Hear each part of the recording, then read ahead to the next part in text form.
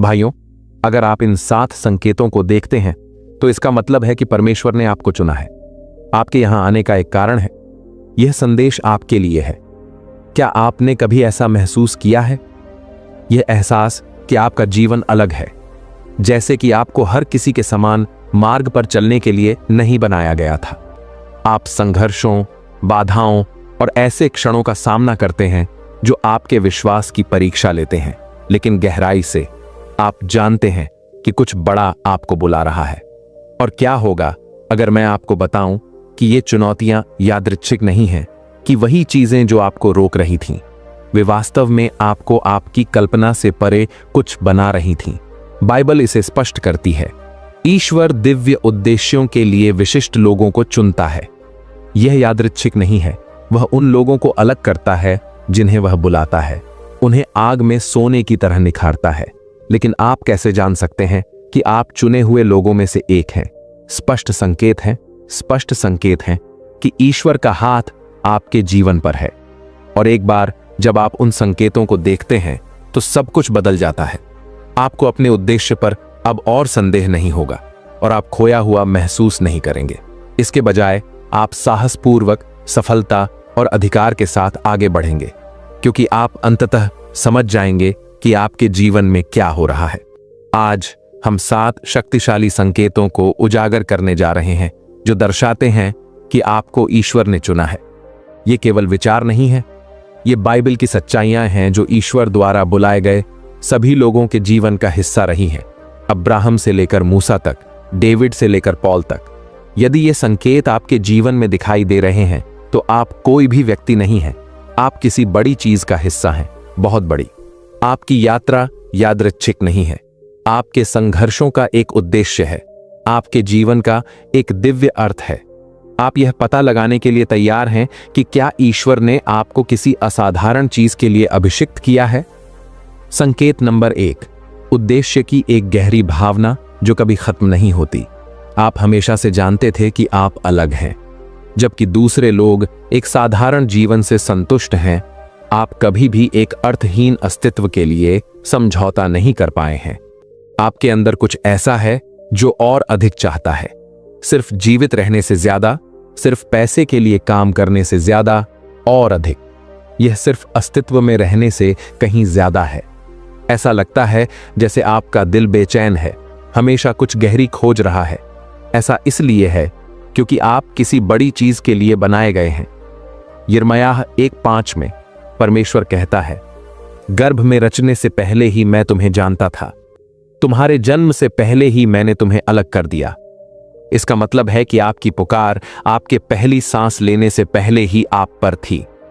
आपका उद्देश्य दुनिया द्वारा आपका नाम जानने से बहुत पहले ही तय हो चुका था। उद्देश्य की वह गहरी भावना ऐसे ही गायब नहीं हो जाती।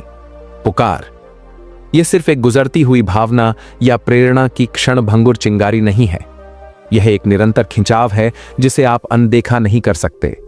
चाहे आप कितनी भी बार इससे भागने की कोशिश करें, चाहे आप इसे कितने भी विचलित करें, यह हमेशा आपके पास वापस आ ही जाता है। बाइबल में यूसुफ को देखें। छोटी उम्र से ही उसके बड़े सपने थे। उसके परिवार के लोग उसके सामने झुकते हुए दिखाई देते थे। वे सपने बेतरतीब विचार नहीं थे, वे उसके दिव्य भाग्य की झलक थे। लेकिन उसके बाद क्या हुआ? उसके अपने भाइयों ने उसे धोखा दिया। वह गुलामी में बेचा गया, झूठे आरोप लगाए गए और जेल में डाल दिया गया। देखने वाले किसी भी व्यक्ति को ऐसा लगा कि सब कुछ बिखर रहा है, जैसे कि वे सपने केवल भ्रम थे। लेकिन यूसुफ का उद्देश्य कभी गायब नहीं हुआ। सबसे अंधेरी जेल की कोठरी में भी उसके अंदर कुछ ऐसा था जो जानता था कि परमेश्वर ने कुछ बड़ा प्लान किया है, और अंततः वे सपने उससे कहीं अधिक तरीकों से सच हुए जिसकी उसने कल्पना भी नहीं की थी। आपके जीवन में भी यही हो रहा है। असफलताएं, विश्वासघात, अनिश्चित क्षण, वे अंत नहीं हैं। असफलता के संकेत, वे संकेत हैं कि परमेश्वर आपको तैयार कर रहा है। वह आपको आकार दे रहा है ताकि जब समय आए तो आप तैयार हों। कभी आश्चर्य हुआ कि आप दुनिया की सोच के हिसाब से क्यों फिट नहीं होते? ऐसा इसलिए है क्योंकि सिर्फ धन और विलासिता के पीछे भागने से संतुष्टि नहीं मिलती। आपकी आत्मा जानती है कि और भी बहुत कुछ है। आपको एक साधारण जीवन जीने के लिए नहीं बनाया गया था। आपको जीवन को प्रभावित करने, दूसरों को प्रभावित करने और परमेश्वर की उपस्थिति को दुनिया तक पहुंचाने के लिए चुना गया था। बुलावे की वह अडिग भावना, किसी महान चीज की वह भूख, यही है पहला स्पष्ट संकेत कि ईश्वर ने आपको किसी असाधारण चीज के लिए चुना है। संकेत संख्या 2, गहन आध्यात्मिक युद्ध। कुछ ऐसा है जिसे आपको समझने की जरूरत है। जब ईश्वर किसी को चुनता है तो दुश्मन को पता चल जाता है। जिस क्षण आप अपने दिव्य बुलावे में कदम रखते हैं, प्रतिरोध प्रकट होता है। हमले, विश्वासघात, अचानक दुर्भाग्य, ये संयोग नहीं है, ये इस बात का प्रमाण है कि आप अंधकारमय साम्राज्य के लिए खतरा हैं। बस यूसुफ की कहानी देखें। ईश्वर ने उसे महानता, समृद्धि और बहुत कुछ के सपने दिए, राष्ट्रों पर शासन करने के लिए। लेकिन आगे क्या हुआ? उसके अपने भाई उसके खिलाफ हो गए। उसे एक गड्ढे में फेंक दिया गया, एक गुलाम के रूप में बेच दिया गया और उस पर झूठा आरोप लगाया गया। ऐसा लग रहा था कि सब कुछ बिखर रहा है, लेकिन वास्तव में ईश्वर यूसुफ को उसके भाग्य के लिए तैयार कर रहा था। इसलिए कई चुने हुए लोग इससे गुजरते हैं। दुश्मन आपको आपके उद्देश्य में कदम रखने से पहले रोकने की कोशिश करता है। हमले अप्रत्याशित जगहों से आते हैं, कभी कभी परिवार, करीबी दोस्तों या उन लोगों से भी जिन पर आप भरोसा करते हैं। आपको अस्वीकृति का सामना करना पड़ सकता है, गलतफहमियां या परिस्थितियां जहां ऐसा लगता है कि सब कुछ आपके खिलाफ है। लेकिन सच यह है, अगर आप किसी महान चीज के लिए नहीं बने होते तो आप निशाना नहीं बनते। आप आध्यात्मिक लड़ाइयों का सामना इसलिए करते हैं क्योंकि दुश्मन देखता है कि अगर आप परमेश्वर के साथ चलते रहेंगे तो आप क्या बन जाएंगे। अय्यूब को देखें, वह बहुत धन संपत्ति, सफलता और सम्मान वाला व्यक्ति था। उसके पास सब कुछ था, परिवार, समृद्धि, हैसियत, लेकिन फिर उसने सब कुछ खो दिया। दुश्मन ने उसकी हर चीज पर हमला किया। क्यों? क्योंकि अय्यूब परमेश्वर द्वारा चुना गया व्यक्ति था। और इसलिए तो आखिर में क्या हुआ? परमेश्वर ने सब कुछ बहाल कर दिया। उसे जो खोया था उसका दोगुना दिया। दुश्मन उन लोगों पर हमला नहीं करता जो खतरा नहीं है। सिर्फ यह तथ्य कि आपने संघर्ष, दर्द और परीक्षणों का सामना किया है, यह संकेत है कि परमेश्वर का हाथ आप पर है। इसका मतलब है कि आपका उद्देश्य इतना शक्तिशाली है कि दुश्मन आपको उसमें कदम रखने से पहले ही रोकने की कोशिश कर रहा है। संकेत संख्या 3, धार्मिकता की ओर आकर्षित होना, भले ही यह कठिन हो। आपके अंदर कुछ ऐसा है जो आपको परमेश्वर से दूर नहीं जाने देगा, तब भी जब आप ठोकर खाते हैं। जब आप हर तरफ प्रलोभन में होते हैं, तब भी एक मजबूत आंतरिक भावना होती है जो आपको पीछे खींचती है। यह सामान्य नहीं है, यह एक संकेत है कि परमेश्वर ने आपको चुना है। दुनिया आपको पैसे, विलासिता और धन के पीछे भागने के लिए कहती है, बिना कीमत के बारे में सोचे। यह कहती है कि आप जो चाहें कर सकते हैं, जैसे चाहें वैसे रह सकते हैं और वास्तव में कुछ भी मायने नहीं रखता। लेकिन आपके अंदर कुछ ऐसा है जो आपको इसके खिलाफ धकेलता है। आप अपने कार्यों का भार महसूस करते हैं। आप पाप के साथ सहज नहीं हो सकते। यह आपके जीवन पर परमेश्वर का हाथ है। दाऊद को देखें, उसे राजा बनने के लिए अभिषिक्त किया गया था, लेकिन उसने भयानक गलतियां की, जैसे व्यभिचार करना और यहां तक कि हत्या की साजिश रचना। फिर भी उसे प्रेरितों के काम 13:22 में परमेश्वर के दिल के अनुसार एक व्यक्ति कहा गया। क्यों? क्योंकि जब भी वह गड़बड़ करता था तो वह हमेशा परमेश्वर के पास वापस आता था। उसकी आत्मा उससे अलग नहीं रह सकती थी। यही अंतर है किसी ऐसे व्यक्ति के बीच जो सिर्फ धार्मिक है और किसी ऐसे व्यक्ति के बीच जो वास्तव में चुना गया है। बहुत से लोग पाप करते हैं और उन्हें कुछ भी महसूस नहीं होता, लेकिन जब आपको चुना जाता है तो पाप आपको गहराई से प्रभावित करता है। अलग थलग आप इसे अनदेखा करने की कोशिश कर सकते हैं, लेकिन आपके अंदर कुछ ऐसा है जो आपको पीछे खींचता रहता है। ऐसा इसलिए है क्योंकि परमेश्वर कभी भी उन लोगों को नहीं छोड़ते जिन्हें उन्होंने चुना है। क्या आपने अपने जीवन में ऐसा देखा है?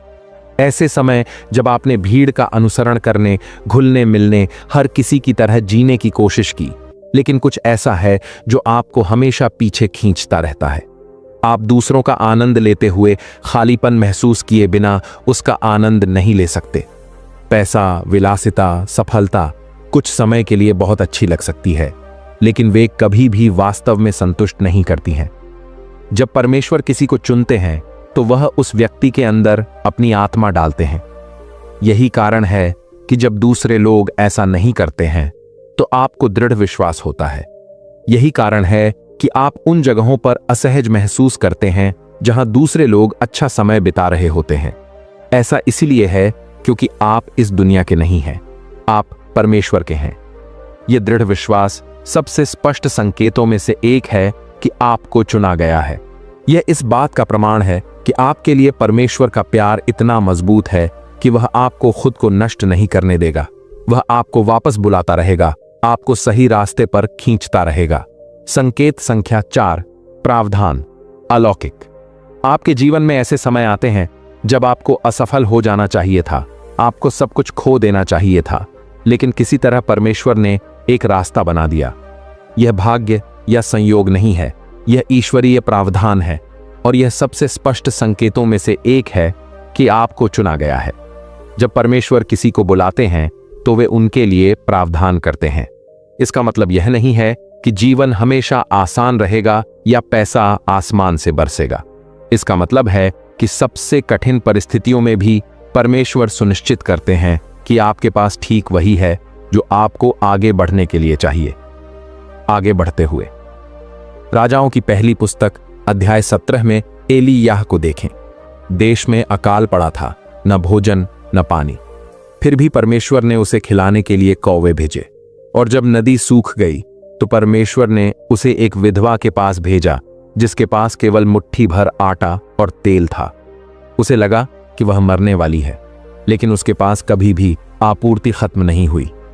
परमेश्वर अपने चुने हुए लोगों के जीवन में इसी तरह काम करते हैं। जब ऐसा लगता है कि कोई रास्ता नहीं है तो वह एक रास्ता बनाता है। अपने जीवन के बारे में सोचें। क्या आप कभी ऐसी स्थिति में रहे हैं जहां आपके पास पैसे नहीं थे, कोई संसाधन नहीं, कोई योजना नहीं, और किसी तरह आपने इसे पार कर लिया? हो सकता है कि आपने नौकरी खो दी हो, लेकिन एक अप्रत्याशित अवसर सामने आया हो सकता है कि आपके वित्तीय हालात खराब हों, लेकिन अचानक सही समय पर सही रकम मिल गई हो सकता है कि आपने किसी असंभव परिस्थिति का सामना किया हो, लेकिन आपके लिए ऐसे रास्ते खुले हों जिन्हें आप समझा नहीं सकते। यह किस्मत नहीं है, यह परमेश्वर का अलौकिक प्रावधान है। परमेश्वर का प्रावधान सिर्फ पैसे के बारे में नहीं है, यह मार्गदर्शन, सुरक्षा और अवसरों के बारे में है।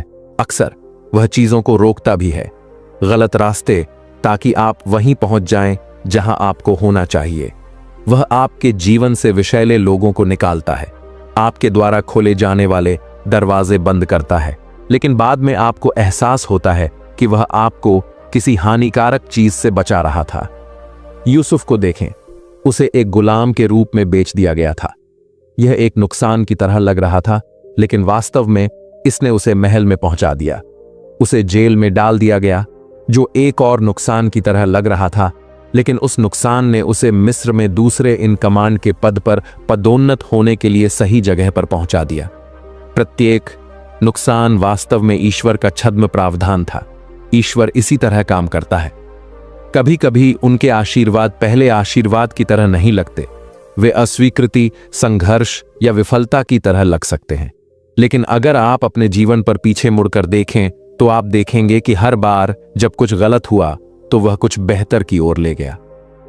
संकेत संख्या 5, दूसरे लोगों की समस्याओं का बोझ उठाना। आपके बारे में कुछ अलग है, जबकि दूसरे लोग जीवन में केवल अपनी सफलता, आराम और समृद्धि पर ध्यान केंद्रित करते हैं, आप कुछ गहरा महसूस करते हैं। दुनिया का बोझ आप पर हावी हो जाता है, आप गहराई से महसूस करते हैं। दूसरे लोगों का दर्द आपको वास्तव में प्रभावित करता है। जब आप अन्याय, पीड़ा या लोगों को संघर्ष करते हुए देखते हैं तो आप बस नजरें नहीं हटा सकते। यह सिर्फ एक व्यक्तित्व विशेषता नहीं है, यह ऊपर से एक संकेत है। नहेमायाह को देखें, वह आराम से रह रहा था, राजा के महल में काम कर रहा था, उसके चारों ओर धन, प्रभाव और सुविधाएं थीं। फिर भी जब उसे पता चला कि यरूशलेम की दीवारें टूट गई हैं तो वह रो पड़ा। नहेमायाह की पुस्तक अध्याय 1 श्लोक 4 में लिखा है, जब मैंने ये बातें सुनी तो मैं बैठ गया और मैं कई दिनों तक रोया। खुद पर तरस खाया, उपवास किया और स्वर्ग के परमेश्वर से प्रार्थना की। क्यों? क्योंकि वह चुना गया था, और जो चुने जाते हैं वे दुनिया के लिए परमेश्वर का बोझ उठाते हैं। आपने शायद अपने जीवन में ऐसा महसूस किया हो, जब कोई और मदद नहीं करता तो आपको मदद करने की तत्काल आवश्यकता महसूस होती है। आप सतह से परे देखते हैं, आध्यात्मिक लड़ाइयों, छिपे हुए दर्द और दूसरों के बस चले जाने के दौरान बदलाव लाने के अवसरों को देखते हैं। हो सकता है कि आपने किसी जरूरतमंद को कुछ दिया हो, तब भी जब आपके पास खुद के पास ज्यादा कुछ न हो। हो सकता है कि आप उन लोगों के लिए प्रार्थना करते हुए देर रात तक जागते रहे जिन्हें पता भी नहीं था कि आप उनके लिए प्रार्थना कर रहे हैं। हो सकता है कि आपको सेवा करने, नेतृत्व करने या खुद से बड़ी किसी चीज के लिए लड़ने के लिए बुलाया गया हो, तब भी जब यह तार्किक रूप से समझ में न आए। यह किसी ऐसे व्यक्ति का संकेत है जो परमेश्वर का दिल लेकर चलता है। जब आप चुने जाते हैं तो आपकी आत्मा को शांति नहीं मिल सकती, जबकि दूसरे पीड़ित होते हैं। आपका बोझ आपके बुलावे का सबूत है। संकेत संख्या 6, कुछ लोगों से ईश्वरीय अलगाव।